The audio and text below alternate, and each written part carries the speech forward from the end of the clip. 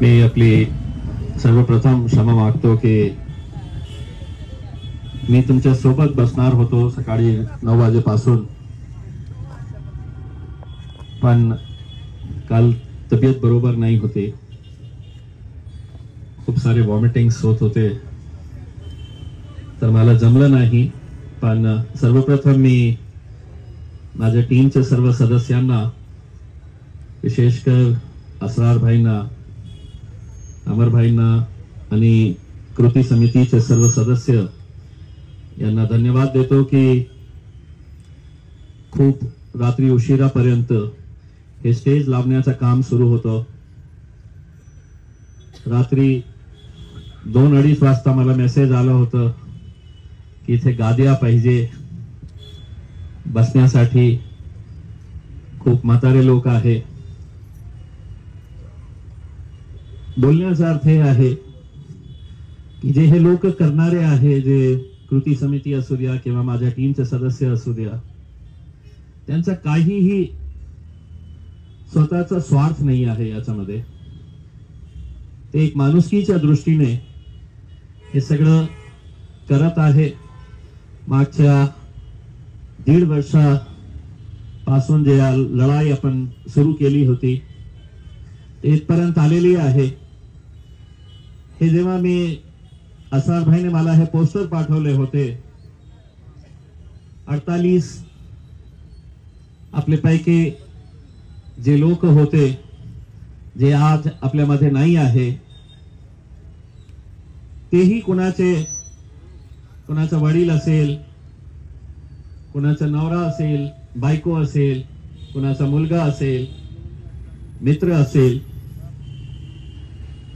आपण बघितलं असेल की काल पूर्ण दिवस टेलिव्हिजनवर एकच बातम्या चालू होती. एका फिल्म ऍक्टर सैफ अली खानला काही इंजुरीज आली होती, तर दिवसभर राष्ट्रीय मीडिया असू द्या, नॅशनल मीडिया किंवा आपले मराठी चॅनल्स असू द्या, सगळ्यांची हेडलाईन्स एकच होती की सैफ अली खान गंभीर जखमी झाला. तो गंभीर झाला तर नॅशनल न्यूज होते आणि आमचे इतके सारे लोक मेले, त्याची दखल घेण्यासाठी कोणी तयार नाही आहे. यांच्या बाबतीत बोलण्यासाठी कोणी तयार नाही आहे. यांना श्रद्धांजली वाहण्यासाठी कोणी नाही आहे. काय अडचणीमध्ये त्यांचा मृत्यू झाला असेल. अनेक लोकांना मी ओळखतो, माझ्याकडे यायचं, साहेब मुलींचं लग्न करायचं आहे, हार्टचं ऑपरेशन करायचं आहे, मला घर बांधण्यासाठी पैसे जमा केले होते, इकट्ठा केले होते. कोण यांचे वाली आहे? आम्ही काय फक्त आकडे वाढवण्यासाठी हे सगळं केलेले आहे. मला माहित आहे जेव्हा हे आंदोलन सुरू केलं होतं, पहिला आकडा जे आला होता 14 लोक मेलेले आहे. 14च्या 20, 20च्या 25, 25च्या 50 पर्यंत आपण आलेले आहे. कोण आहे जबाबदार? कोणीतरी याची जबाबदारी घ्यायला पाहिजे. खऱ्या अर्थाने सांगायचं असेल तर हे मृत्यू जे आहे हे नॅचरल डेथ नाही आहे. असंच ते मेले, हे नॅचरल डेथ नाही आहे. न्याय असला असतं तर या औरंगाबाद जिल्ह्याच्या जिल्हाधिकारी असू द्या, पोलीस कमिशनर असू द्या, DDR असू द्या, त्यांच्यावर हत्याचा गुन्हा नोंदवायला पाहिजे होतं. या सगळ्यांच्या मृत्यूसाठी हत्याचा गुन्हा त्यांच्यावर नोंदवायला पाहिजे होतं. सैफ अली खान आणि याच्यामध्ये फरक इतकाच आहे, तो खूप मोठा माणूस आहे, हे सगळे गरीब लोक आहे.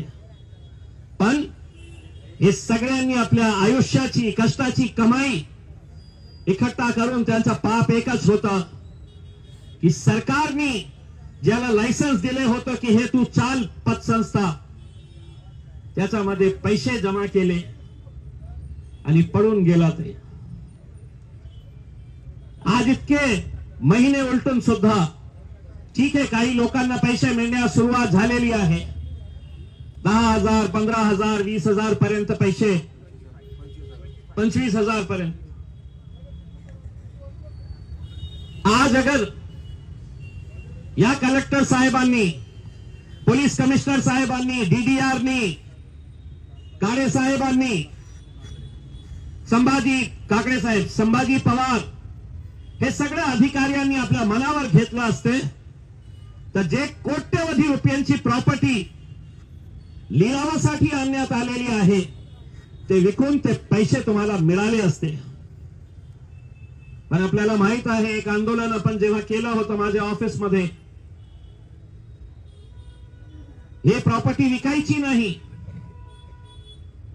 पोलिसांचा आदेश असून सुद्धा इथे बसलेले एक अधिकारी ते प्रॉपर्टी एका मोठ्या नेत्याच्या जवळच्या माणसाला विकून टाकतात. आम्हाला आश्वासन देण्यात येतं की आम्ही कारवाई करू, आम्ही चौकशी करू. आज वेळ आलेली आहे त्यांना विचारण्यासाठी की तुमच्या चौकशीमध्ये काय निष्पन्न झालेलं आहे, काय कारवाई केलेली आहे.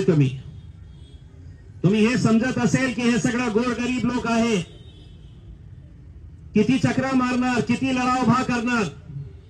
मी पहिल्या दिवसापासून एकच बोलत आहे, आज पुन्हा एकदा बोलतो, जोपर्यंत एक एक माणसाचा एक एक रुपया परत मिळणार नाही तोपर्यंत आमचा लढा असा सुरूच राहणार आहे.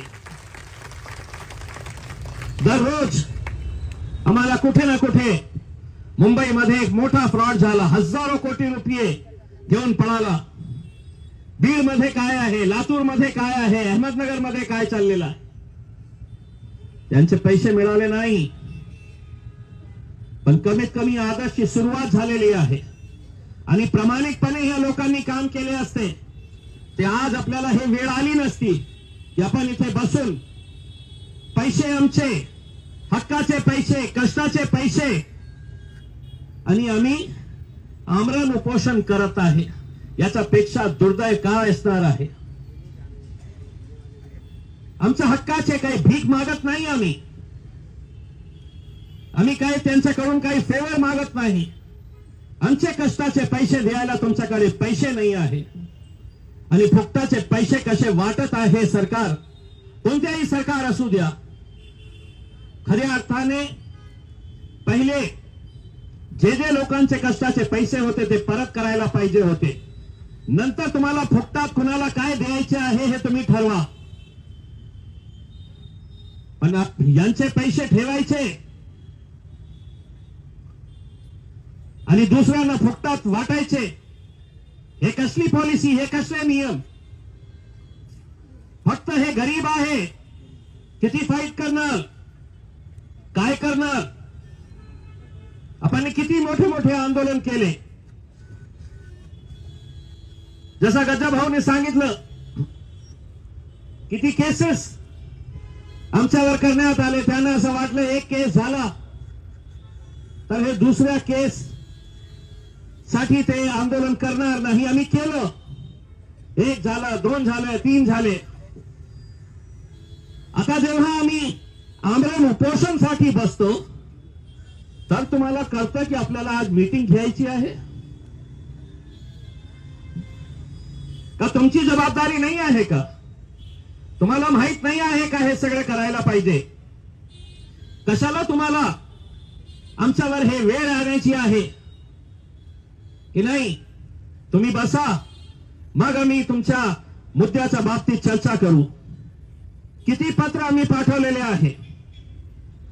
मला या गोष्टीचा आनंद आहे की फक्त आणि फक्त आदर्श पतसंस्थेच्या घोटाळ्यामुळे आज महाराष्ट्र सरकार पूर्ण कायदा बदलत आहे की जे ठेवीदारांचे पैसे बुडत आहे ते पैसे कसे लवकरात लवकर मिळता येतील त्याच्या बाबतीत कायदा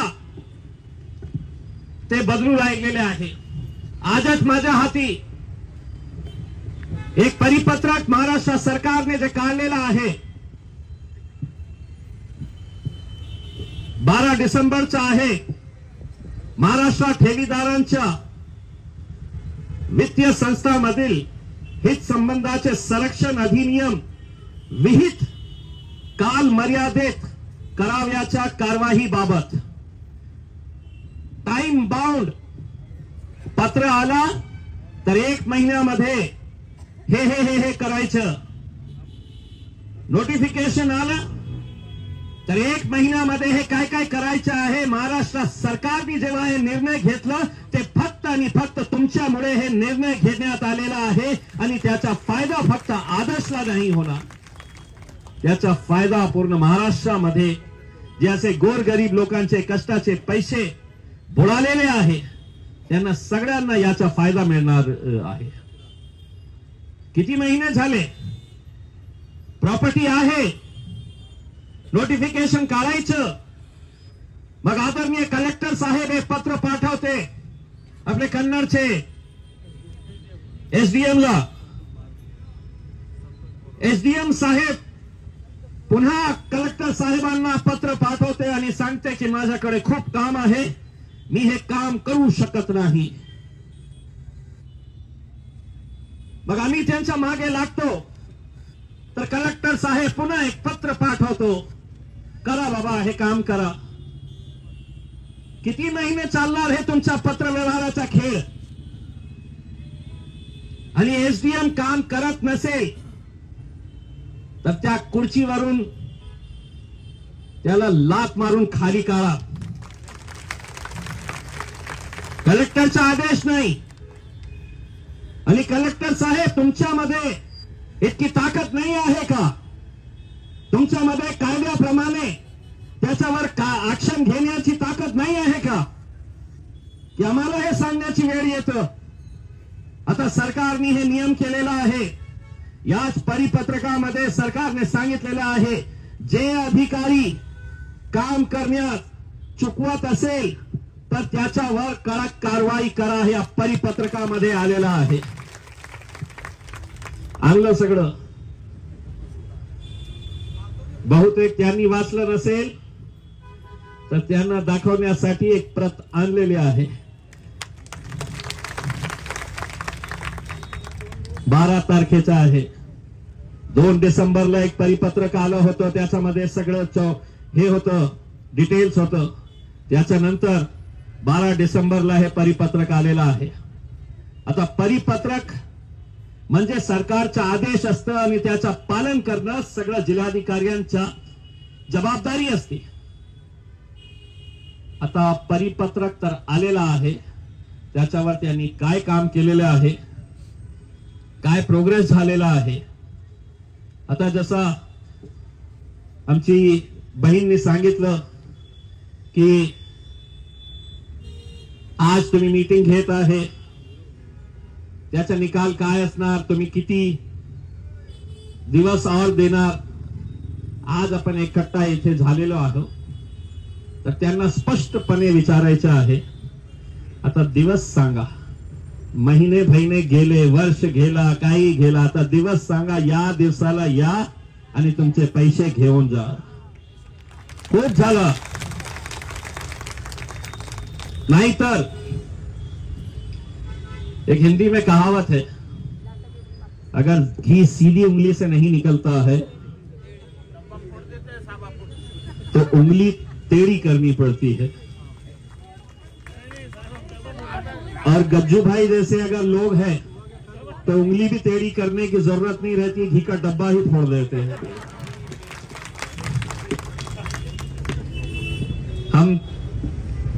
मुझे ये बताया गया है कि अभी 3 बजे अधिकारियों के साथ ये बैठक करने वाले हैं. हमें इनसे क्या क्या सवाल करना है.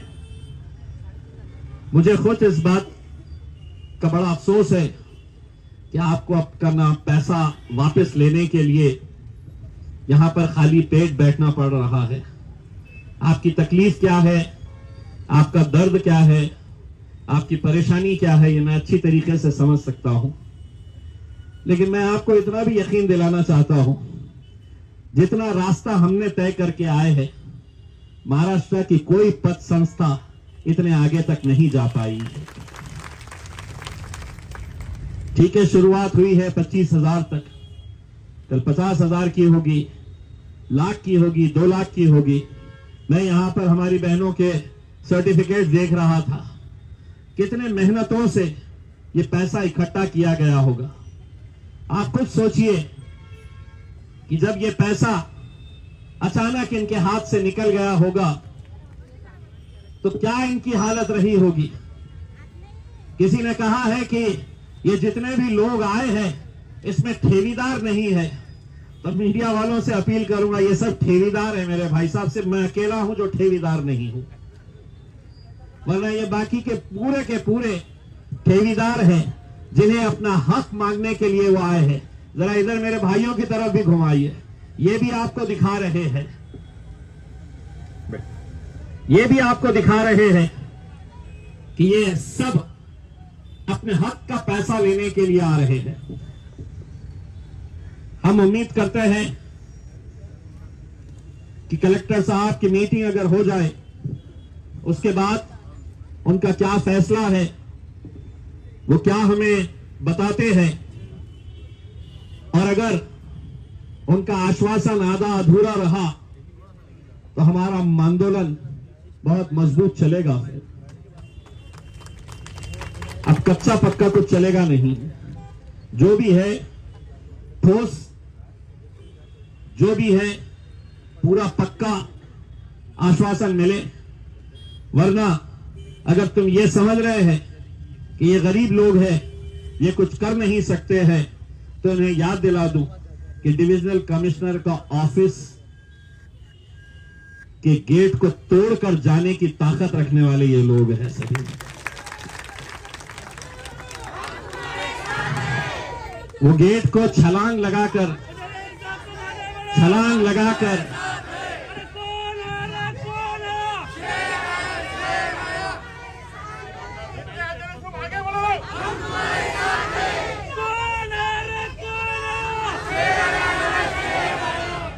पुलिस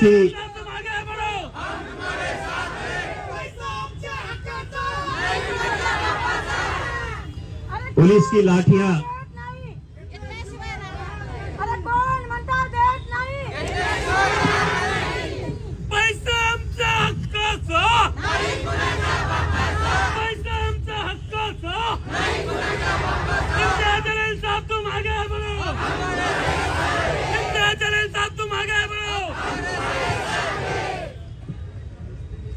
लाठी खाने के लिए तैयार है। आंसू गैस छोड़े गए थे, उसके लिए तैयार है। जब वैसे ही अगर तस्वीरें ऐसी बढ़ती जा रही है तो खामोशी से मरने में कोई मतलब नहीं है। लड़ेंगे, पूरी ताकत के साथ भिड़ेंगे। बस आप लोग अपनी हिम्मत मत हारिए। आप लोगों की ये लड़ाई मैं अगर लेकर गया हूं तो सिर्फ इस वजह से कि हमने जब भी आवाज लगाई, आप लोगों ने अपना काम, अपना धंधा, अपनी दुकान, अपनी नौकरी सब कुछ छोड़कर आप लोग आए, क्योंकि आपको भी ये मालूम है कि अगर ये लड़ाई कहीं आधे रास्ते में खत्म हो गई तो हमने पिछले 1.5 साल से जो मेहनतें की है, जो लड़ाई हमने की है, वो कहीं ना कहीं आगे जाकर उसका कोई रास्ता नजर नहीं आएगा। इसीलिए बस ये समझ लीजिएगा कि हम उस मुकाम के ऊपर आ गए हैं जहां पर प्रॉपर्टी सामने खड़ी हुई है, खरीदने वाले भी उसके लिए तैयार है। सिर्फ ये है कि इनका नोटिफिकेशन निकले। कई ऐसी प्रॉपर्टीज है जिसको मैंने खुद ने अपने पेज के ऊपर डालकर मेरे जान पहचान के लोगों को कहा कि भैया पैसा होगा तो ले ले यार। वो बेचने के काम में भी हम इनकी मदद कर रहे हैं। तो एक मर्तबा ये ऑक्शन का जैसे ही डिसीजन हो जाता है, फौरन ये पैसा आना शुरू होगा और वो पैसा आ जाएगा, सबको मिल जाएगा। हम और आप सिर्फ यही हाथ जोड़कर अल्लाह से, भगवान से यही दुआ करें कि ये जो 48 है, 48 के आगे एक और किसी की तस्वीर नहीं लगनी चाहिए। इसके सामने एक और किसी की तस्वीर नहीं लगनी चाहिए। आपको हो सकता है आपके गांव के अंदर राजनीति से ताल्लुक रखने वाले लोग कहेंगे कि पैसा नहीं मिलेगा करके, आपको ये मायूस करने की बात करेंगे, आपको ये कमजोर करने की बात करेंगे कि ये पैसा कैसे मिलेगा। उनको ये कह देना कि जब तक हम साथ में हाथ डालकर खड़े हैं, एक एक रुपया हम वापस इनके हलक में से खींच के निकालेंगे, इनके जेबों में से खींच के निकालेंगे और एक एक पैसा हम वापस आप लोगों को दिलाएंगे। बस उम्मीद करते हैं कि कलेक्टर साहब अगर चर्चा कर रहे होंगे तो हमारे को भी अब बुलाए और बुलाने के बाद बताए कि क्या होने वाला है करके। मैं मेरी माँ और बहनों से विनती करना चाहूंगा, ये आंसू संभाल के रखिएगा, रोने की जरूरत नहीं है। महिला शक्ति क्या है ये आपको दिखाने का वक्त आएगा, उस वक्त दिखाना है। लड़ेंगे, डट के लड़ेंगे, बिल्कुल किसी तरह से कोई घबराने की जरूरत नहीं है। इम्तियाज जलील आमदार था या नहीं था, इम्तियाज जलील खासदार था, आज नहीं है, लेकिन जितनी ताकत के साथ जब खासदार था तब लड़ता था, उतनी ही ताकत के साथ अब खासदार नहीं भी हो तो लड़ूंगा मैं आपके साथ।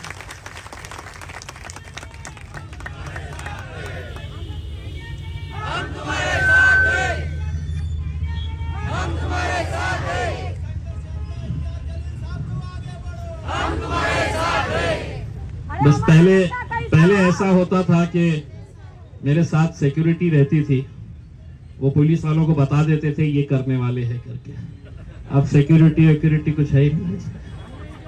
अब मेरी सिक्योरिटी यही है, जितने भी लोग हैं मेरी सुरक्षा करने के लिए अब पुलिस वाले नहीं है, यही लोग हैं जो मेरी सुरक्षा करेंगे।